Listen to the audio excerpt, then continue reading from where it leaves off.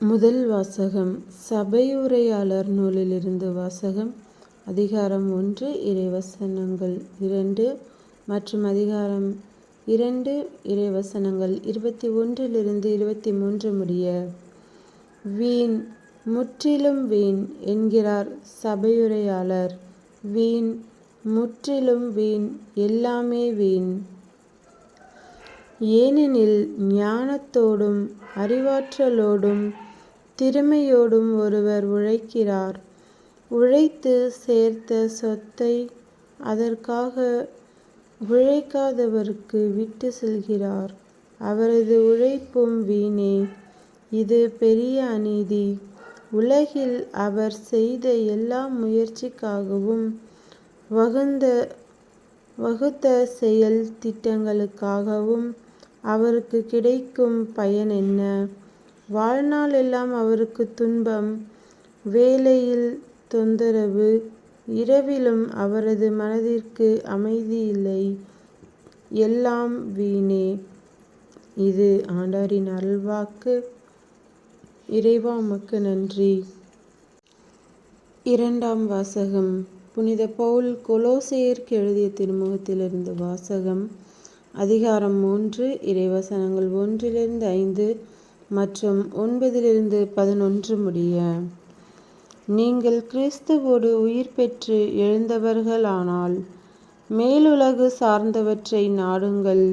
அங்கு கிறிஸ்து கடவுளின் வலப்பக்கத்தில் அமர்ந்திருக்கிறார். இவ்வுலகு சார்ந்தவை பற்றி அல்ல, மேலுலகு சார்ந்தவை பற்றியே எண்ணுங்கள். ஏனெனில் நீங்கள் கிறிஸ்துவோடு இறந்துவிட்டீர்கள். உங்கள் வாழ்வு அவரோடு இணைந்து கடவுளிடம் மறைந்து இருக்கிறது. கிறிஸ்துவே உங்களுக்கு வாழ்வு அளிப்பவர். அவர் தோன்றும் பொழுது நீங்களும் அவரோடு மாட்சி பொருந்தியவராய் தோன்றுவீர்கள்.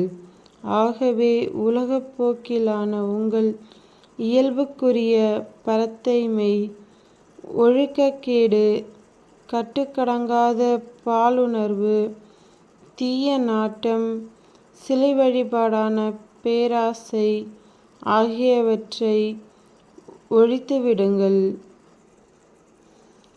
ஒருவரோடு ஒருவர் பொய் பேசாதீர்கள். ஏனெனில் நீங்கள் பழைய மனித இயல்பையும் அதற்குரிய செயல்களையும் களைந்துவிட்டு புதிய மனித இயல்பை அணிந்திருக்கிறீர்கள். அவ்வியல்பு தன்னை உண்டாக்கினவரின் சாயலுக்கேற்ப புதுப்பிக்கப்படுகிறது. இவ்வாறு நீங்கள் கடவுளை முழுமையாய் அறிய முடியும். புதுப்பிக்கப்பட்ட நிலையில் கிரேக்கர் என்றும் யூதர் என்றும், விருத்தசேதனம் பெற்றவர் என்றும் விருத்தசேதனம் பெறாதவர் என்றும், நாகரிகம் அற்றோர் என்றும், சீத்தியர் என்றும், அடிமை என்றும், உரிமை குடிமக்கள் என்றும் வேறுபாடில்லை.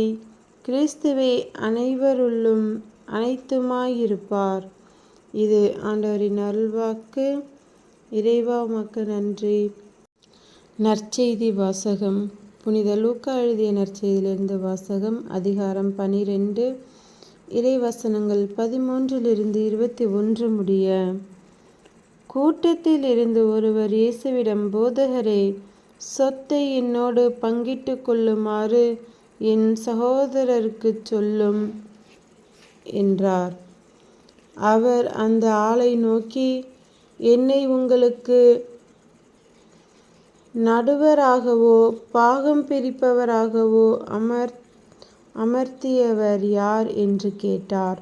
பின்பு அவர் அவர்களை நோக்கி, எவ்வகை பேராசைக்கும் இடம் கொடாதவாறு எச்சரிக்கையாயிருங்கள்.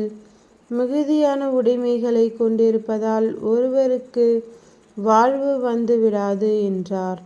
அவர்களுக்கு அவர் ஓர் உவமையைச் சொன்னார்.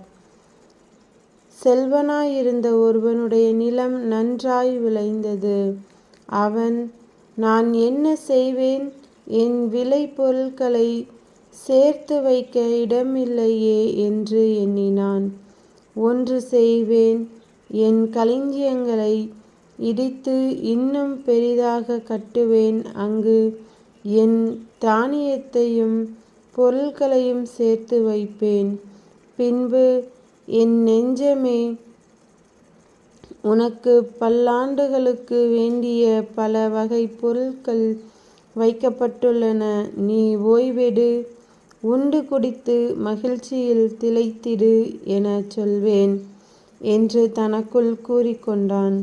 ஆனால் கடவுள் அவனிடம், அறிவிலியே, இன்றிரவே உன் உயிர் உன்னை விட்டு பிரிந்துவிடும். அப்பொழுது நீ சேர்த்து வைத்தவை யாருடையவை ஆகும் என்று கேட்டார். கடவுள் முன்னிலையில் செல்வம் இல்லாதவராய் தமக்காகவே செல்வம் சேர்ப்பவர் இத்தகையோரே. இது கிறிஸ்துவின் நற்செய்தி. கிறிஸ்துவே உமக்கு புகழ்.